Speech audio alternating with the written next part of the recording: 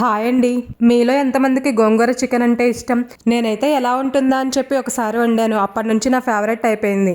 దీనికోసం ఫస్ట్ అరకేజీ చికెన్ తీసుకుని శుభ్రంగా కడిగి అందులో సరిపడా సాల్ట్, 1 టేబుల్ స్పూన్ కారం, 1 టేబుల్ స్పూన్ ధనియాలు, జీలకర్ర పొడి, అల్లం వెల్లుల్లి పేస్ట్, కొంచెం ఆయిల్ వేసి బాగా కలిపి అరగంట సేపు మ్యారినేట్ చేసుకోవాలి. తర్వాత ప్యాన్లో ఆయిల్ వేసి 2 ఉల్లిపాయలు, 2 పచ్చిమిర్చి కట్ చేసి వేయాలి. ఆనియన్స్ ఫ్రై అయిన తర్వాత మన పులుపుకు తగ్గట్టుగా గోంగూరను కూడా వేసి గోంగూర బాగా మగ్గిన తర్వాత ఇప్పుడు మ్యారినేట్ చేసుకున్న చికెన్ని అందులో వేయాలి. చికెన్ వేసాక గరిటతో తిప్పి మూత పెట్టి గ్యాస్ హై ఫ్లేమ్లో పెట్టి చికెన్ ఉడకనివ్వాలి.